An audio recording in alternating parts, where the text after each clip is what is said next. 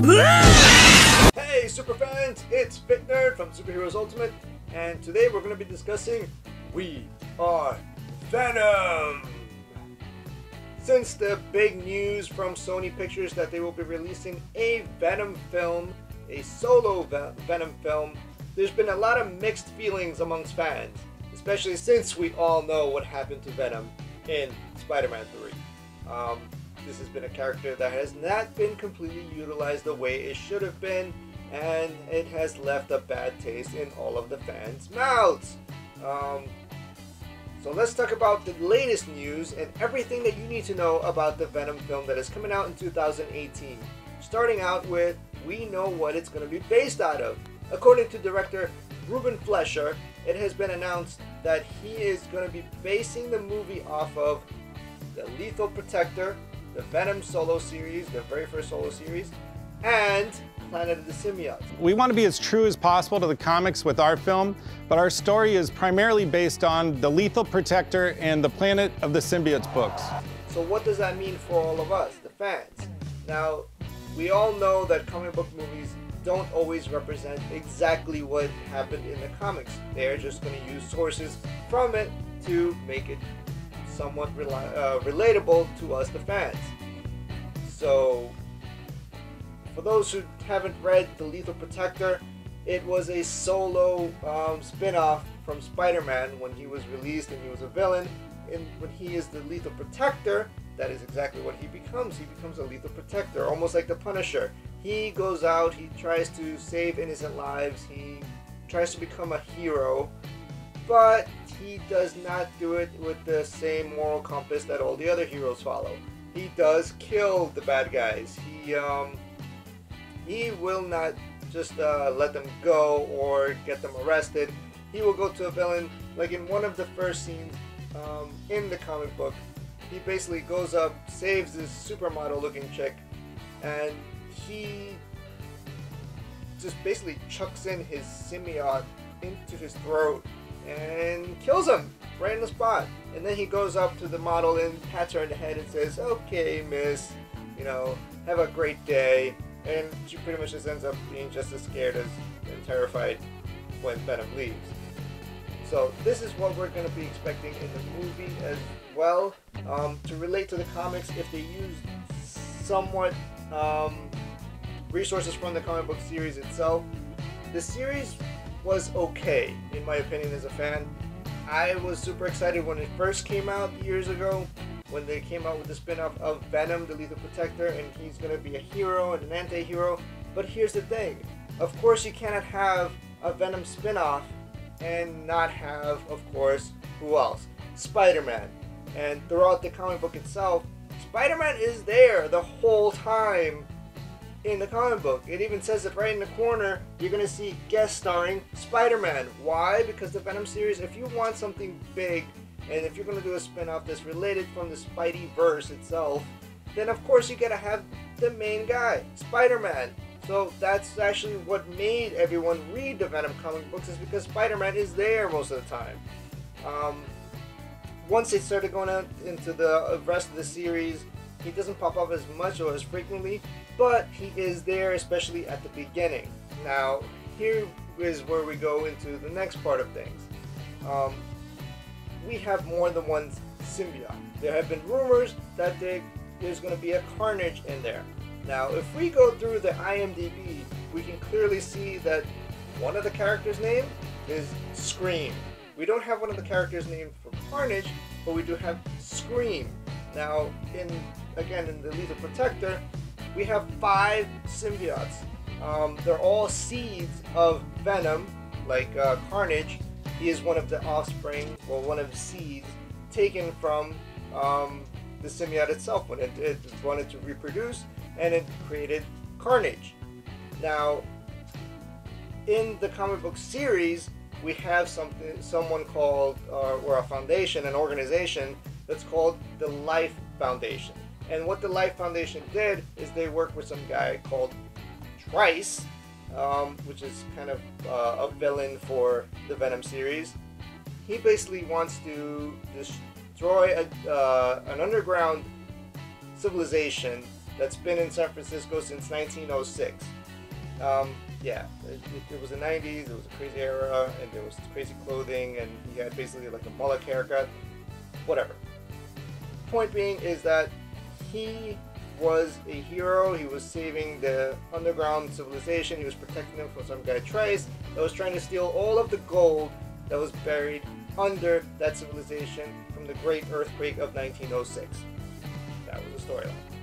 Now, Trice went and got someone called the Life Foundation. And what the Life Foundation did is they tricked Venom into Sanctuary when some people called the Jury, which I don't understand their part. They look like a bunch of people from Judge Dredd in the comic books. They literally popped in because this guy's son was killed by Venom when he was bad or escaping from prison the first time in New York, and he was on a vengeance journey to kill Venom. Okay, and he was never seen ever again in the comics, by the way. He was just seen in that part, and then the Life Foundation came, scooped him up, said, "Hey, we have a job for you." And Venom's like, "Okay," and he goes off, and of course it's a trap because the Life Foundation works for Trice, and the Life Foundation works for really, really rich scumbags that just want protection. So the Life Foundation's idea was to use Venom's symbiotes or seeds and produce other Venoms like him to protect their high society, thus creating 5 more symbiotes, which is Scream, Agony, and I forgot all the rest of them, but there's 5 of them. You'll see them here on the screen. They are the main villains towards Venom. Now, thrown in the mix, if in the movie they go with some of the nemesis of Venom, the biggest nemesis is Carnage. If they utilize Carnage, we all have been rumored that it's Carnage. That would be amazing because we don't have really Spidey. But in an interview with Kevin Feige and Amy Pasquale, adjuncts to it, they may be different locations, but it will still all be in the same world, and they will be connected to each other as well. We can clearly see the nervousness in Kevin's face when Amy says they're going to be part of the same universe, but they're not in the universe. So they both say basically they're not in the MCU, but they are part of the MCU or adjacent to the MCU. Now, this could go several ways. One of the ways that all of us kind of interpret it is basically that they are part of the same universe, but what Sony is going to do is they're going to go into the Spideyverse itself, utilizing Peter Parker from the MCU. Does that mean that we're going to see Venom with the Avengers stuff and all the other MCU stuff? No, but it is the same universe, just in separate parts.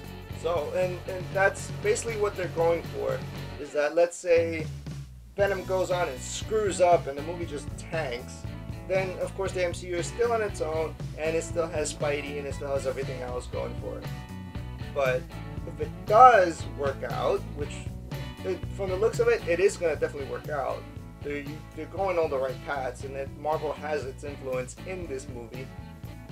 It is going to be a great freaking movie. And we already know that Tom Holland has been on set, the Venom set, recording for 2 days. So we already know that he is going to be part of it. And according to Collider, John Schnapp, we have heard that Peter Parker is going to be in the movie. And again, if we go back to our friend IMDb, we see Tom Holland's name on there, but in parentheses that says rumored. Well, we all know what that means. It's not rumored. It's there. He's getting credit. We know he's going to be there. We know he's been on set, and we know he's recording it. Now, could that be an elaborate scheme by Marvel and Sony and just screwing us, you know, messing with our heads? Maybe, but the truth is that you cannot have Venom without Spider-Man in it. Now, we are not going to get Spider-Man, but we are going to get Spider-Man. What? Peter Parker. So even if he cameos in there, or they already go through a storyline where, you know, he had this suit at some point and got rid of it, we don't know how they're going to go about it. But the fact of the matter is that Tom Holland has to be part of this movie in order for it to actually work. It's just Venom and Spider-Man, they go like peanut butter and jelly. They just cannot work without one another. We've seen it in the comic book series itself. We've seen it in the Planet of the Symbiotes. Spider-Man is all over the place. He is always there. Even more evidence that we have to confirm that this is the same Marvel Cinematic Universe, the same universe itself, is that they are using the same production designers and the same art directors that worked on Spider-Man Homecoming on the Venom movie. So this is the same team, same crew. They're working on the Venom movie as well. Why would they have the same exact crew and team? Because they want some type of continuity. They want some type of similarities. They want to keep it connected. That is awesome. That is freaking cool. That means that the Avengers were over here and Spider-Man is doing something over here in the Spider-Verse itself. Now, if you guys think about it, really think about it, doesn't the comic book world work like that? I mean, we have Venom comic books, we have Spider-Man comic books, we have Fantastic Four comic books, we have X-Men comic books. Guess what? They all are doing their own thing, and they're all part of the same universe. The Marvel Cinematic Universe is going to work the same way, guys. So, this Venom movie, I will admit that I have had mixed feelings when Sony released the news. But now, pulling all the sources together from IMDb and what Kevin Feige's face, constipated look of Amy Pascal giving too much information, and what John Snepp has discovered also, and the product designers and art directors all working in the same movie. There's a lot of things in here that's just adding to the mystery. I am getting super excited now for the Venom movie, and it looks like it's really gonna be a really awesome movie. It really is, and we got Tom Hardy. I mean, that would be super awesome to see Tom versus Tom. You know, Spider-Man versus Venom at some point. Will they unleash it in this movie? We don't know. I don't believe they will. I just believe that they're gonna just incorporate Tom Holland's Peter Parker involvement in it, but he is not going to be directly in the movie itself, and the focus is not going to be on him. I mean, we're going to get other symbiotes in here. We're going to get Trice in there. We're going to get the Life Foundation in there. We're going to go to the stuff that happened in the Lethal Protector in a movie. So that's going to be pretty kick-ass with a today's feel. You know, hopefully they don't have those cut shirts and, you know, that mullet-looking thing that's kind of, yeah. It was the 90s, folks. It was the 90s. What do you expect? So what do you guys think? Comment below. Are you excited for this movie? Are you worried for this movie? Are you gonna, is it gonna tank? Are you like pissed off that it's happening? Comment below. I want to know your thoughts. I want to hear about it. And for you hardcore Venom fans, we are giving away a Venom comic book. All you have to do is hit that subscribe button and you will be entered into winning a Venom comic book. This is Fit Nerd from Superheroes Ultimate, over and out. If you enjoyed the content of our video, hit the like button and subscribe so you can stay updated with the here and now in the superhero world.